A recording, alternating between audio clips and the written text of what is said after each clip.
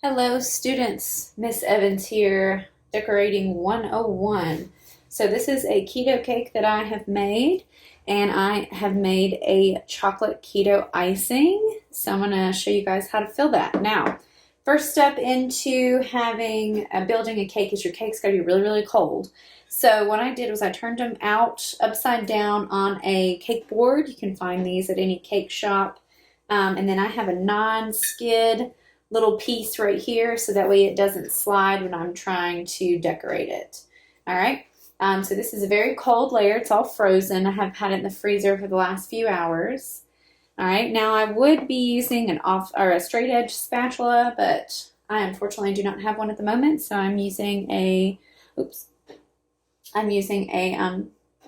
plastic spatula. So I'm doing that. All right, now for the filling that I'm doing to stick both of my layers together, I am doing a sugar-free ganache. So what this is it's cream and sugar-free chocolate pieces. All right, so what I'm doing is I'm just going to spread that over the layer.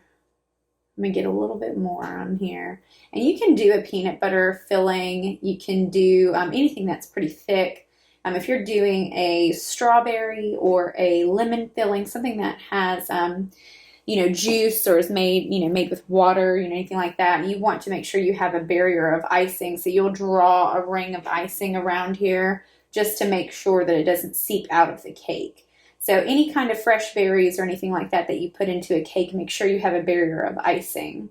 But obviously this will not seep out because this is pretty thick. All right. I'm actually going to use all of this because it's only 2 layers. I don't have to save any for the next layer because there's not one. All right. And now I'm doing mine almost to the edge. I'm leaving about 1/4 of a centimeter out here, and I'm just making it as even as possible, spreading it, making sure there's no really big, big pieces of ganache or big humps. So, all right, wash my hands a bit.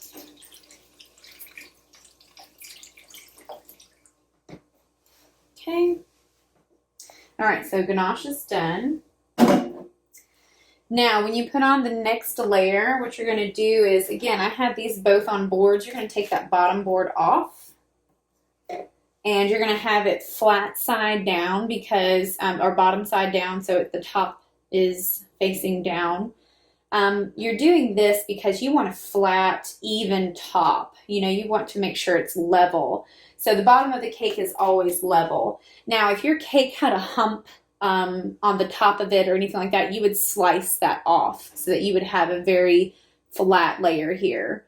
So, and as you can see, there's a little bit of ganache out here. That's okay. The icing will be able to fill in these gaps once I go around with it, okay? All right. Okay, so I always start with the top because you want to be able to get enough icing on the top to where you can coat it, you can take some off. We're just gonna do that. So I'm spreading it evenly. Again, using the pressure of my finger at the top of the flat part of the spatula. I mean, I think if you gave me a butter knife, I probably could ice a cake with a butter knife. So, be like MacGyver with cakes. All right. If you don't know who MacGyver is, students, please look him up. Okay. Now I'm just going to put an equivalent amount on each side here. And what you're doing is you're doing about 2 tablespoons, just enough to kind of spread around the cake because we're going to come back with my straight edge bench scraper and we're going to fill in all those gaps. So all we're doing is we're just taking the icing, we're spreading it along the edge, filling in those gaps at first because this is called the crumb base. So if you have crumbs that are getting in your icing, that's okay. If you are this is just the kind of like a rough draft. This is just the base. This is not perfection right now. We're going to come back and we're going to perfect it. All right, so we're filling in those gaps because what the icing will do is it will fill in to where it meets the ganache, and then it will give you a barrier to where nothing will seep out of the cake. It will stay there. It's not going to go anywhere. All right, so you see there's a little bit of cake you can see on the bottom. So what I'm going to do is just kind of go around the bottom and kind of put as much icing as I can. And that's okay because we're going to decorate the bottom, so that is okay if you see a little bit of sponge. All right. Okay, I'm going to put just a little more icing because we do want to save some icing for our decorating at the end because the finished product is where we need to go. All right. Now, my sweet KK, I love her so much. She is an old coworker of mine, and she showed me this technique, so I hope you guys learn from it as well. When you have your turntable and you have your flat scraper, or some people are using a spackle scraper where it has a handle, you can do that as well. You always want to start with your hand around the cake, your straight edge as flat as you can against the cake at an angle, not in it, but straight. And then you're going to turn the turntable and go the opposite direction and meet with your hands, taking off any excess. All right? So what I'm doing is I am smoothing out this icing, and not only am I filling in the gaps, but I'm also giving it a nice smooth surface.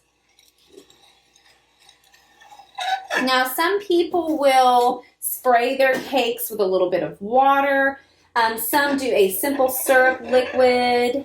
Some people can do that. That's no problem. I used to do hot water to smooth out my cakes, but I realized that, hot water can work. It's no big deal, but, you don't want to break down the actual icing itself. So, all right. So that's just, a little rough scrape there. And then with the top, again, making sure that your bench scraper is scraped and clean. You're going to start here, and you're just going to come in straight. And you may have to go over this a few times. That's okay. But you're looking at it straight on, not pressing into the cake, just coming straight. All right. Just trying to keep a straight edge there. Because you see, I created a crown at the top. This crown helps you smooth in your icing, because what we're going to do is we're going to fill in all these little gaps with all the extra icing that we have here, okay? All right. And now my girl KK, she is an expert at this. Believe me, she has decorated cakes for a long time, and she is the smooth icing queen. She can smooth ice and decorate a cake in 3 minutes flat. I promise you. This woman is amazing. So hopefully if she ever does have a YouTube channel or send a video, I will definitely link you guys to her. She is phenomenal. All right. Okay. So I'm just going to continue to smooth this out, and then I will show you guys what to do after that. All right, so now we have kind of smoothed our cake out as best we can. Again, if there are little craters, if you want to go back with a little bit of warm water, that's perfectly fine, and you can smooth these out. That's no problem. I'm just showing you guys the basics of the basic cake. Now, for a couple decorating tips, there are a couple ways that you can keep this as simple as possible, and it can still look pretty cool. So using your spatula, if you have a small offset spatula, that would be great, but you can use, anything that you've got.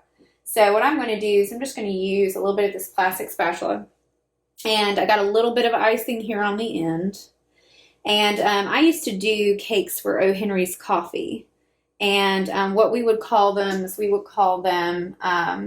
they're coffee cakes, the strawberry, and so this right here, these are just little licks. These are little swipes up the side. So you're doing a little even, little swipe,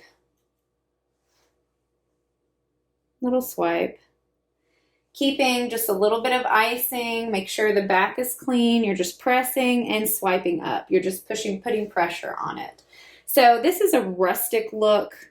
A few wedding cakes have looked this way. Again, this is nothing perfect. This is just something that you guys can do. That you can do that all the way around the cake, and then you can do a ganache drip on the side.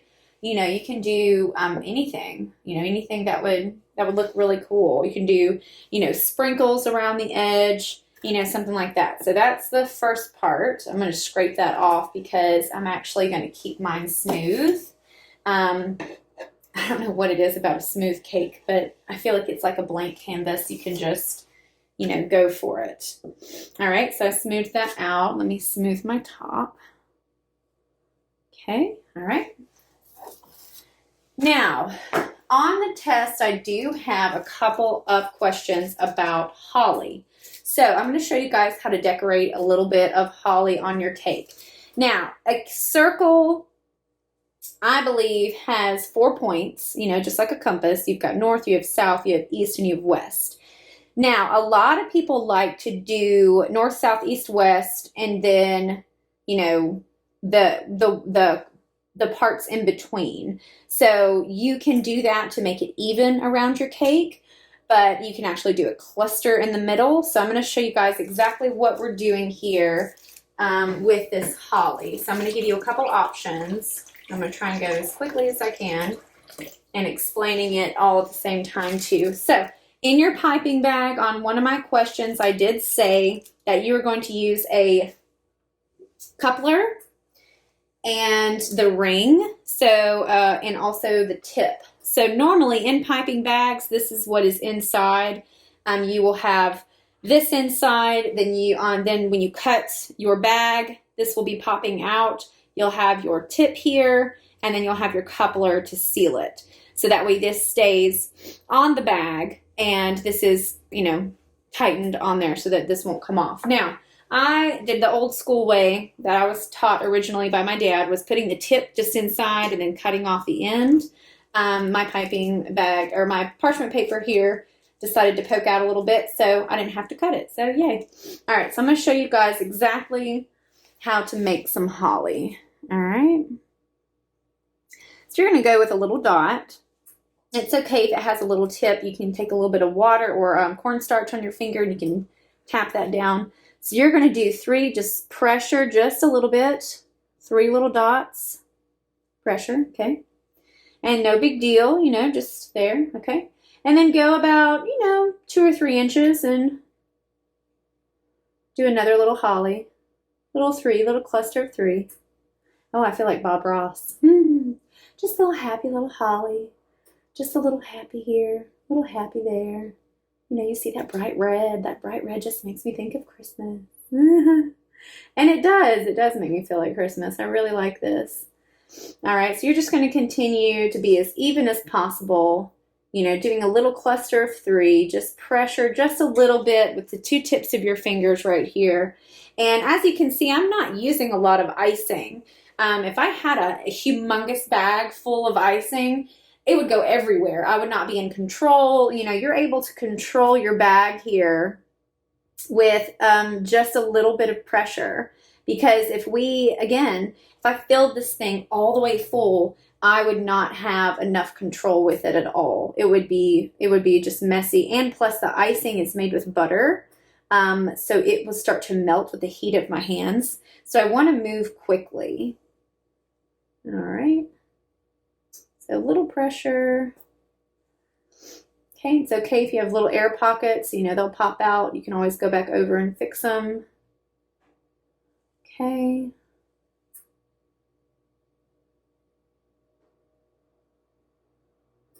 All right. So you see we've got little hollies. And you can even, in between the 2 here, you can even do some on the side.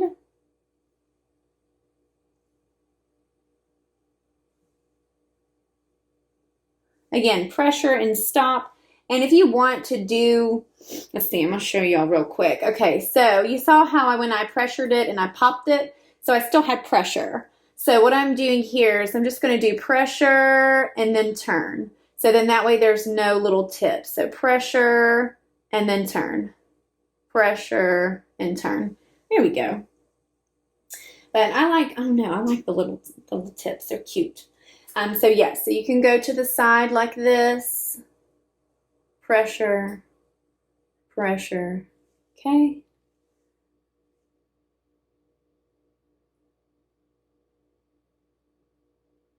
And trying to be even as possible. Again, getting down on this level. If you want a chair, you can do that.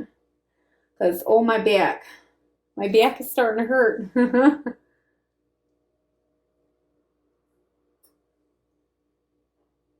Okay. All right, and then we will finish with that, and then we'll add the leaves.